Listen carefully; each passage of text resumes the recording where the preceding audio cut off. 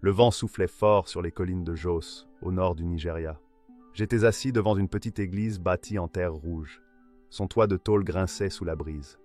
Autour de moi, les enfants riaient, courant après un ballon de chiffon, pendant que des femmes chantaient à mi-voix en préparant le repas du soir.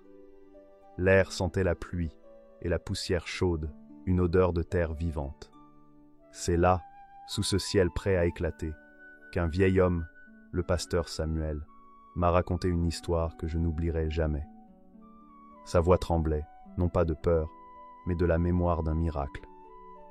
Il m'a parlé d'un jour où 35 chrétiens, pris au piège par des extrémistes, étaient certains de mourir, jusqu'à ce que Dieu fasse se lever une tempête. Cette histoire, dit-il, n'est pas une rumeur. Elle est un témoignage vivant de la puissance du Dieu qui entend les cris de ses enfants.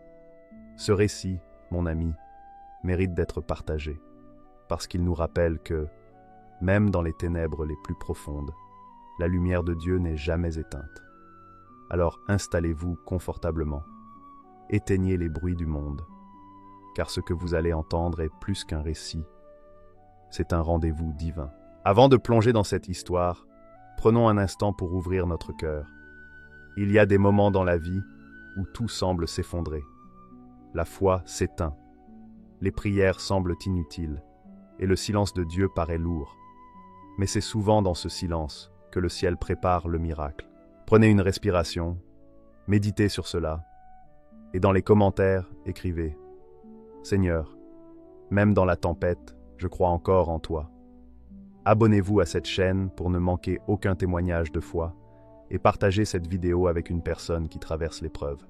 Dites-nous aussi d'où vous regardez cette vidéo, car chaque lieu d'écoute devient un autel de foi. Ce qui s'est passé ce jour-là au Nigeria est bien plus qu'un miracle. C'est une démonstration du ciel sur la terre.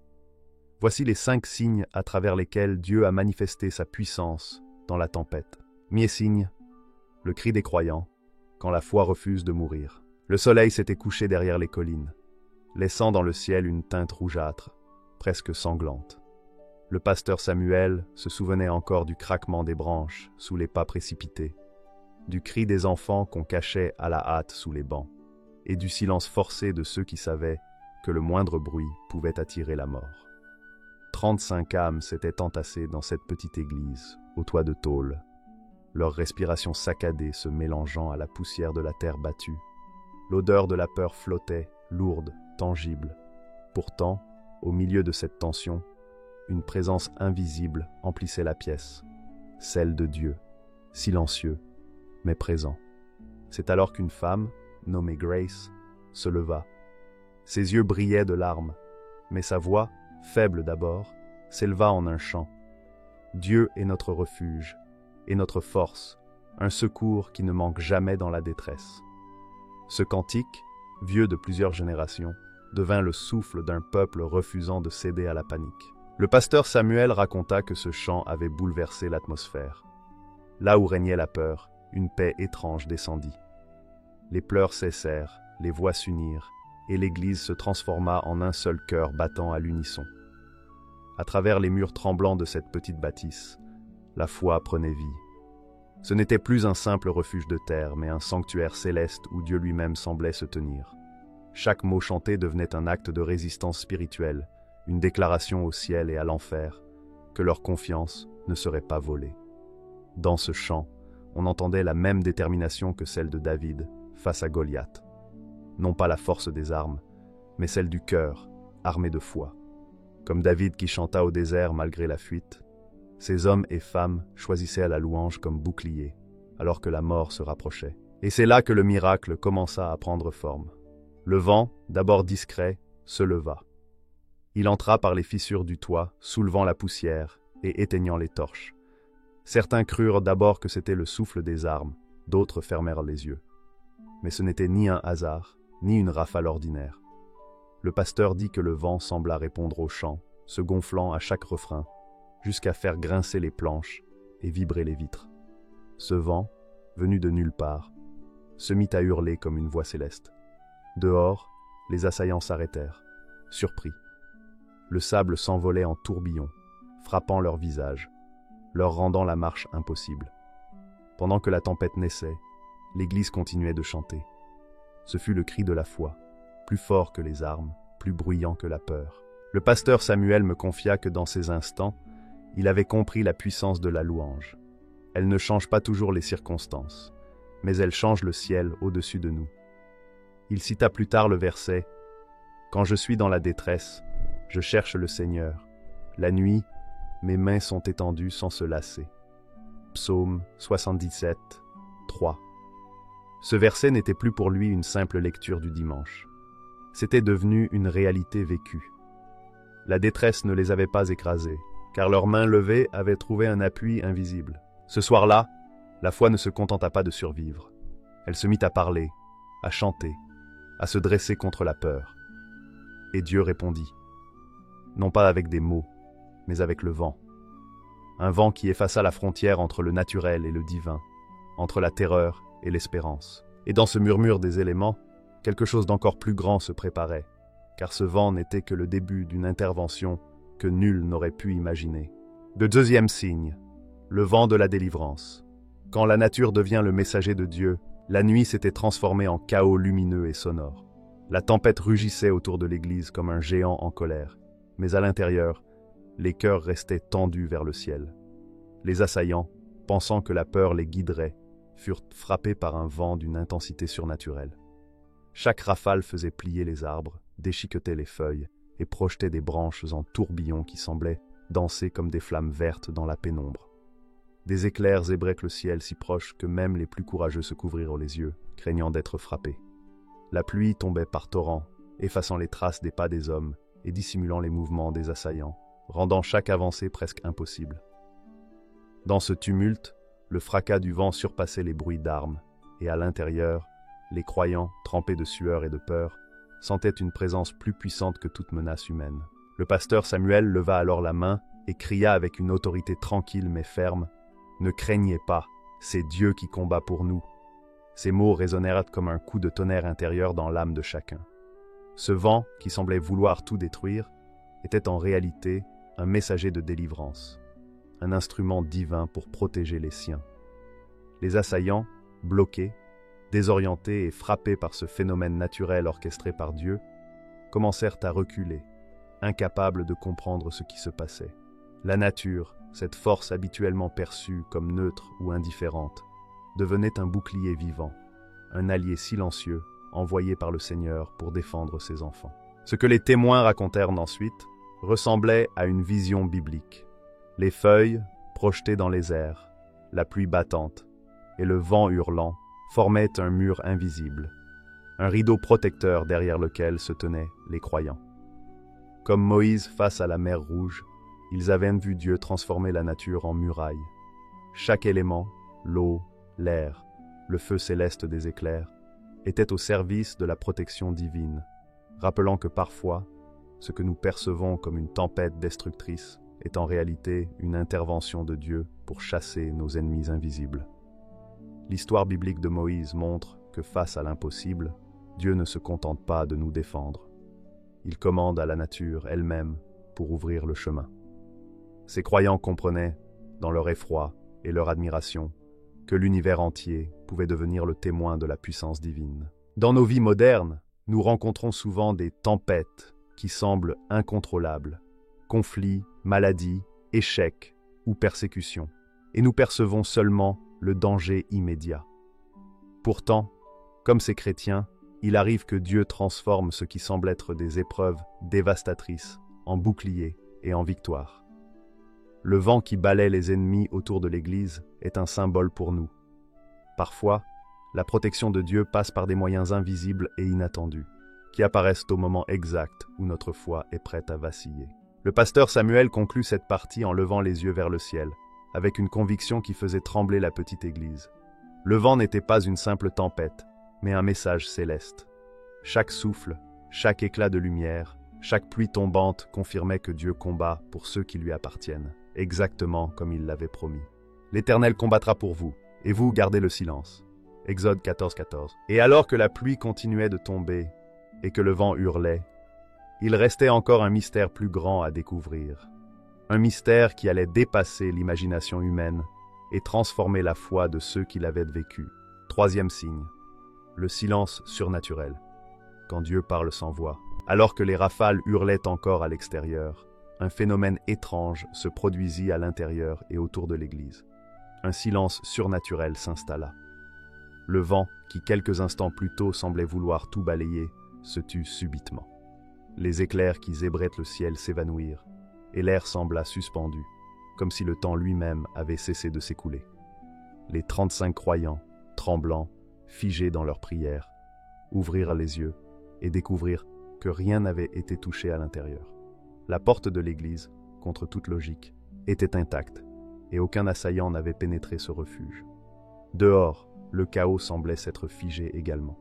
Les arbres, pourtant arrachés dans le tumulte de la tempête, se tenaient comme figés dans l'air, et les traces de pas des envahisseurs avaient disparu, comme si la nature elle-même avait été remodelée par une main invisible. L'un des hommes, incapable de contenir sa peur et son émerveillement, s'avança et demanda d'une voix tremblante : « Pasteur, où sont-ils » Le vieil homme, le visage baigné de larmes et illuminé par la reconnaissance, répondit calmement : « Le Seigneur les a dispersés. » Ce silence n'était pas une absence. Il vibrait d'une présence, d'une puissance qui dépassait toute compréhension humaine. Chaque respiration semblait résonner avec une paix surnaturelle, comme si Dieu lui-même parlait, sans mots, directement dans les âmes.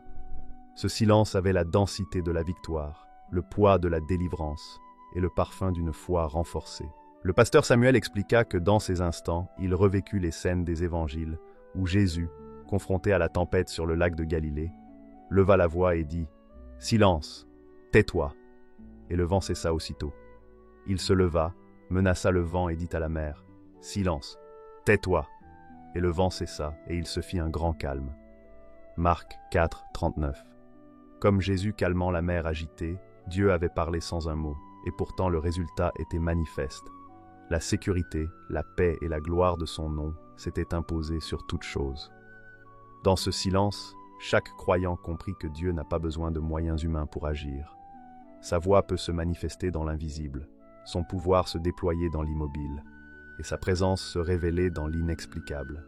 Dans nos propres vies, il existe des moments où le tumulte semble incontrôlable, où les tempêtes intérieures ou extérieures déferlent sans relâche.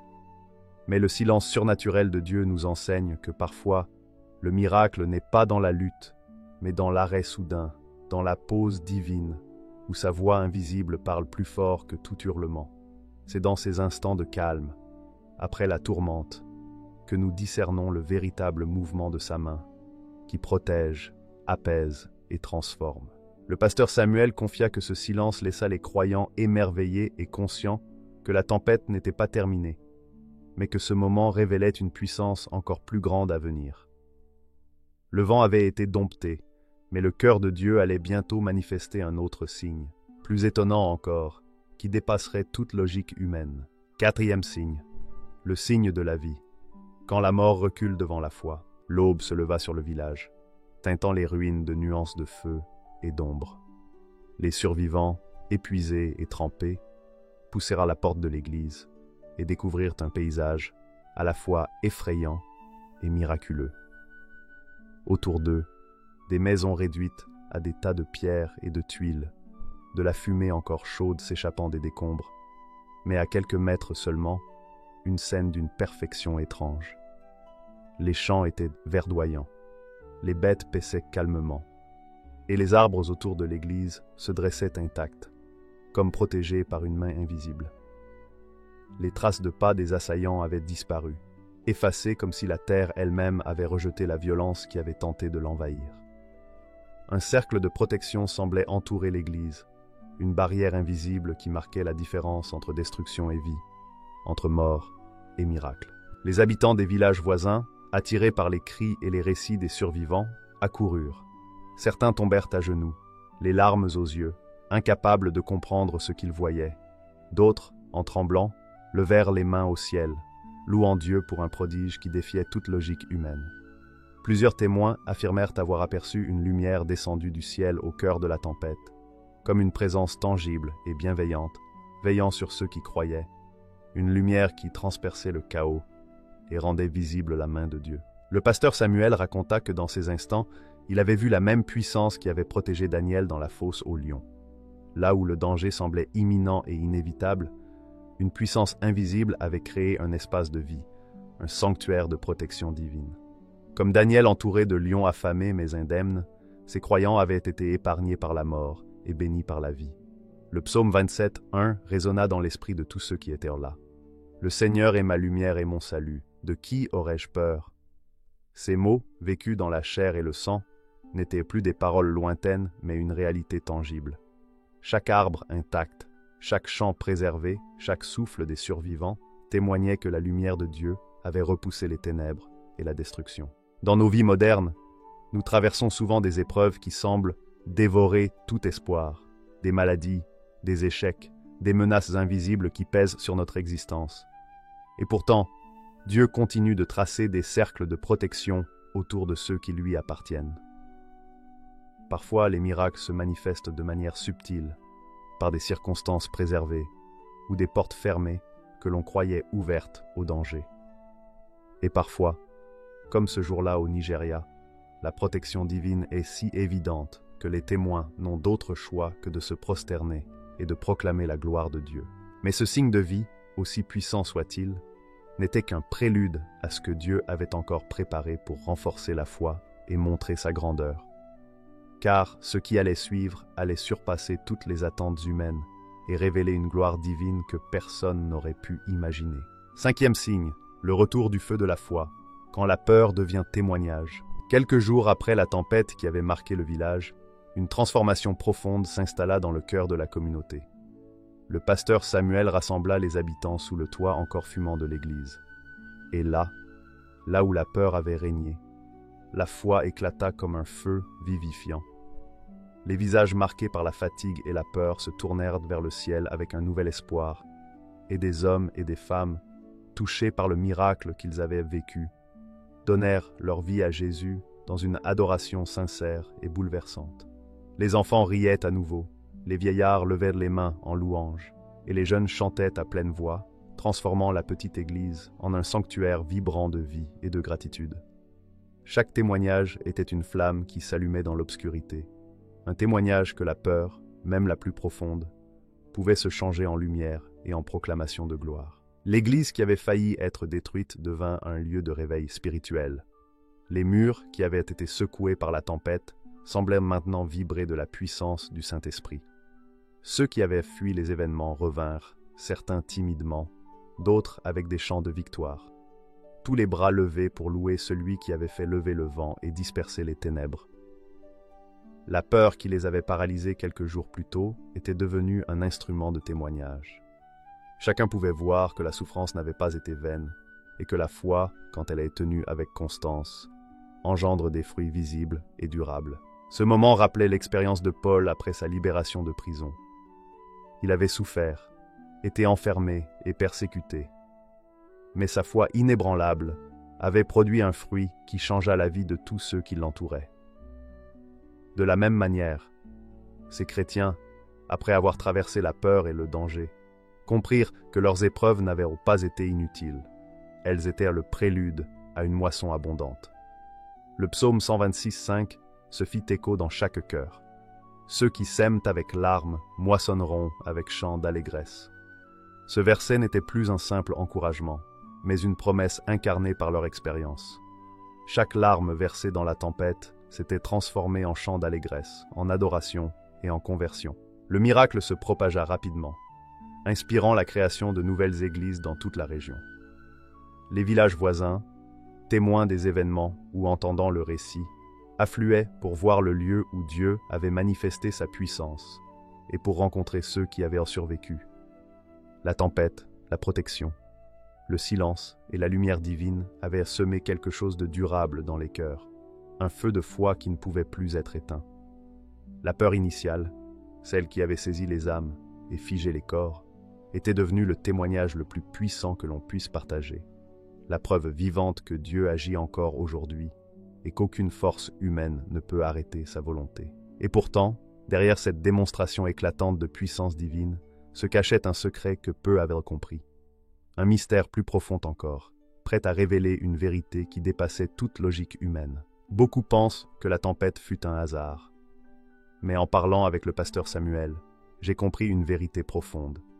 Dieu n'avait pas seulement protégé, il avait répondu à une intercession ancienne. 3 jours avant l'attaque, les femmes du village avaient jeûné, demandant à Dieu d'envoyer un vent de justice sur la terre. Et c'est ce vent-là, littéralement, que le ciel fit descendre. Dieu n'agit pas toujours selon nos attentes, mais toujours selon sa promesse. La tempête n'était pas un signe de colère, mais la manifestation de son alliance avec ceux qui croient. Nous oublions souvent que le miracle n'est pas dans ce que Dieu fait, mais dans ce qu'il transforme en nous. Quand la peur devient foi, quand la douleur devient prière, le ciel se met en mouvement. Seigneur, toi qui entends les cris de tes enfants dans la nuit, nous t'élevons aujourd'hui cette prière. Merci pour tes miracles cachés dans les tempêtes de nos vies. Merci pour chaque vent qui éloigne le danger, pour chaque silence où ta paix demeure. Nous déclarons que même dans la tourmente, tu règnes. Que tout cœur brisé trouve refuge sous tes ailes et que chaque épreuve devienne un témoignage vivant de ta gloire. Aujourd'hui, si tu regardes cette vidéo, n'oublie pas, Dieu ne t'a pas abandonné. Peut-être que ta tempête n'est pas là pour te détruire, mais pour te sauver. Tiens bon, car le vent qui souffle contre toi pourrait bien être celui que Dieu utilise pour t'ouvrir un chemin vers la victoire. Et toi qui entends ces mots, écris dans les commentaires, « Seigneur, même dans la tempête, je resterai debout avec toi. » Partage cette vidéo à quelqu'un qui traverse la nuit, car parfois, c'est dans le cri d'un autre que le miracle commence.